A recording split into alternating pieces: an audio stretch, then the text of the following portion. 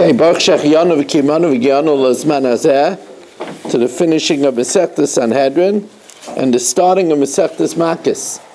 And again, it's if you're here anyway, follow the Mishnayos and you get rich. It's interesting that Mishna is B'gematria Parnasa. Let's just check that out if that's right.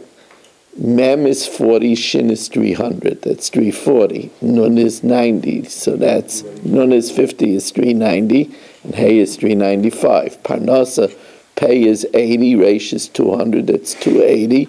Nun is 50. That's 330. Samach is 60. That's 390, and Hey is 5 is 395. So Mishna is Matria Parnasa, so it could help a little bit with the Parnasa. Even more, Medrash Talpius says from the pasuk of May Osher Shmeina Lachmai, Shmeina is Oisius Mishna, says Osher stands by the door of Gehenim and will not let anybody in who learns regularly Mishnayos. So it's a really good thing to learn Mishnayos. We are sponsored by the Fisher family, Nishmas Basi Bas Rabbi Shlomo ben Avram Alevi, Perel Bas Ruvain, and they will be sponsoring Makos as well.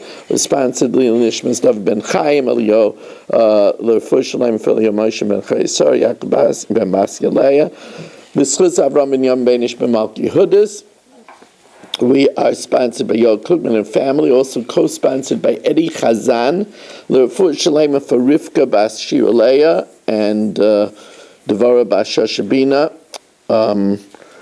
We learned from Moshe ben Esther Fadl and Meir ben Chayesar. They should have a refuah shalema b'sek shachar Yisrael. We continue the final accounting of those that are chayiv chenek, strangulation. Hamisnabe b'shem avodah zara v'omer. If somebody prophesizes in the name of an idol, Kach Omra Avodah Zarah. So did the Avodah Zarah say. And this is true even if he says something which is in agreement with the Torah. Afilu kiven es halacha l'tamei es hatami l'tayar es hatar. Even if it's in full agreement with the Torah, but he says it in the name of Avodah Zarah, it's a capital crime. Haba leishasish, also adultery. The woman is considered a married woman as soon as she went under the chuppah, even if the marriage wasn't consummated with bia, but he brought her into his rishus, that's already considered a married woman, and haba aleha, the one who sleeps with her, that's strangulation. Now, this is very fascinating. Here, the Abbas Kayin that commits adultery because she brings dishonor to her parents' home is chayiv sreifa. But the one who sleeps with her, he just gets regular punishment for adultery. He gets chenek. Not only that, if two witnesses said that Abbas Kayin committed adultery, and then Yaakov and Rich comes along and says, you couldn't have testified that happened in Lakewood because you were with us on a cruise to the Bahamas on that day. So the Eidim that were Zaymamin don't get Sreifa like she would have gotten. This is a big exception. They get Chenek. And that's what the Mishnah says. The Zaymamei Bas Kayin, the Eidim Zaymamin of a Bas Kayin, and also the man who sleeps with her, the man who has the adultery with her, they get chenek. Now this is a departure from all Eidim Zaymamim. Shekala Zaymamin Magdimin La'isa Misa. They get the Misa that they intended for the person. Chutz Mizaymim B'vei Bas Kayin, they don't get Sreifa, they get chenek. And also Ubayala, the one that sleeps with her while she gets Sreifa, he gets chenek. Hadron alach Masechta Sanhedrin. Hadron alach Masechta Sanhedrin. Hadron alach Masechta Sanhedrin. Now we start the incredible Masechta of Makos, Now, Makos starts out with an interesting thing. Since we just spoke about Zaymamin, the Torah tells us that there are certain Eidim Zaymamin that don't get kasher zamam la'asais li'echav. They don't get what they plan to do to the defendant. They rather get Makos.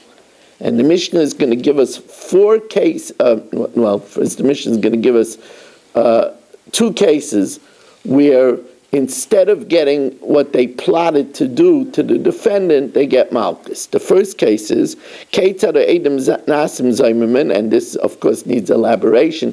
Where do we have that Eidim Zaymamin, like any lav in the Torah, get Makos and not what they planned to do?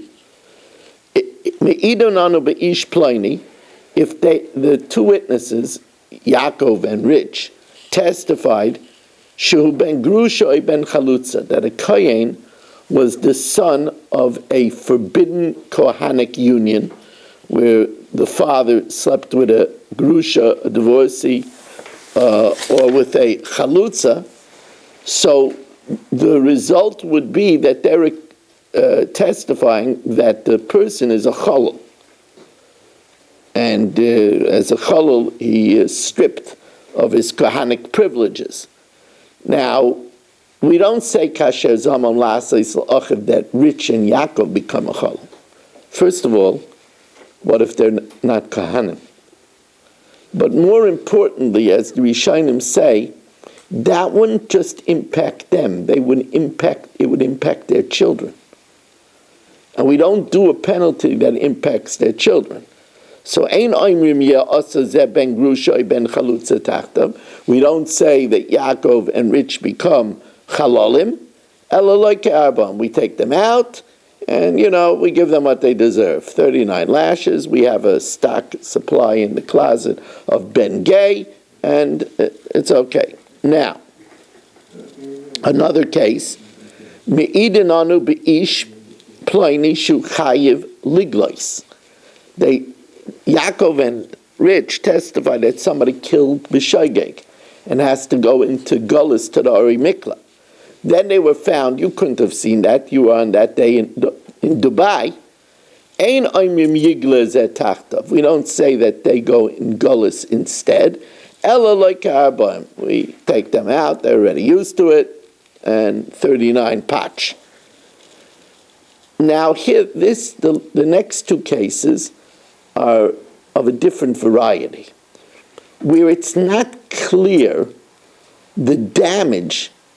We don't know what Yaakov and Rich caused exactly by their false testimony. What happened is, Me'idin anu be'ish ploini, Rich and Yaakov say that we testify about Chatzkel, shegiresh esishta, he divorced his wife, v'loi nasan lo ksuva.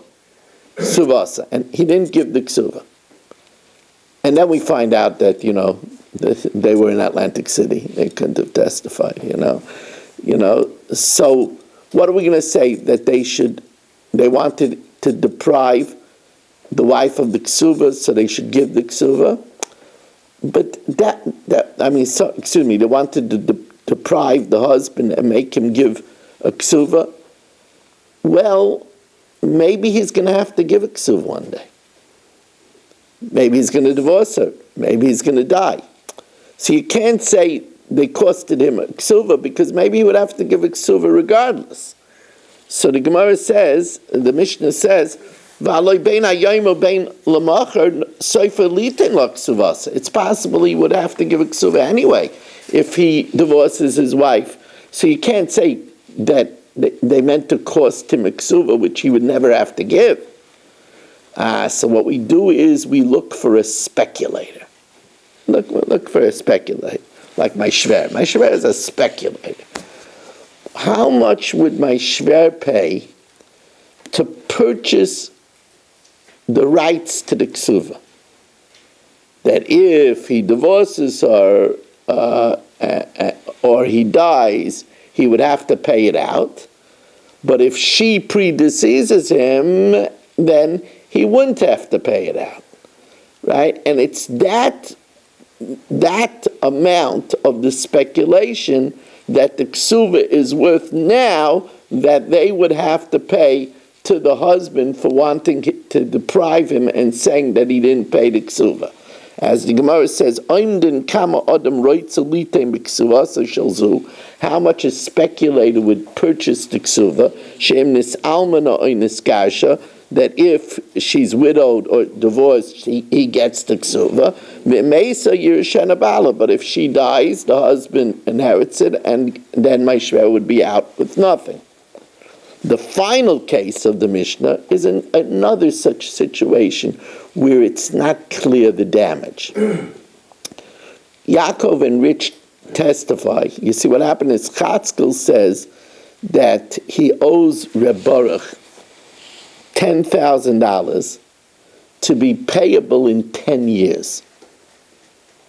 Rich and Yaakov says to be payable in a month. And then we find that they were in Cancun. Right, so they're Edom Zayim. So you can't say they wanted to cost him $10,000 because they're going to have to pay the $10,000 anyway.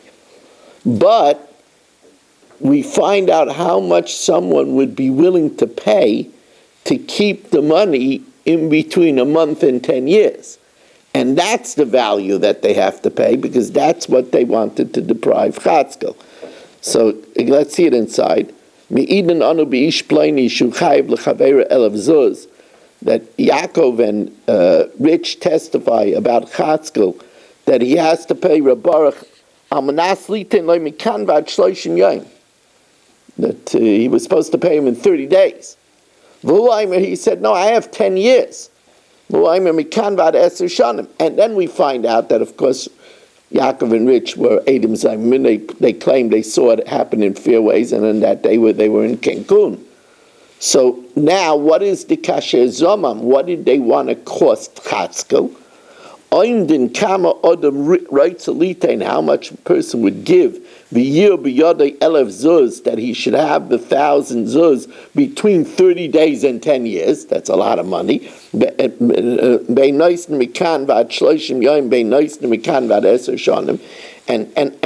of course, the Rishonim say over here, you wouldn't be allowed to give that kind of money because that's ribbis. But they would assess what on the market it would cost to have the money for that amount of time. That's what Rich and Yaakov wanted to take away from Chatzkel, and that's what they would have to pay. Again, I will tell you that if Rich didn't come back last night to be our 10th, we wouldn't have had a second minyan. He came back, even though he davened here. So, again, anybody that could wait to daven for 7:45, Tava Aleim Bracha. Also, it says on the schedule that the sponsorship of this week's Shal Shudas is the Salkowitz family. That's not true. That's not true. They're sponsoring Parshas Boy. They like Boy. So we are still looking for a sponsor for this week's Shal Shudas. Chanani ben Akasha Maratzkel Ishbach L'Zakos Yisrael.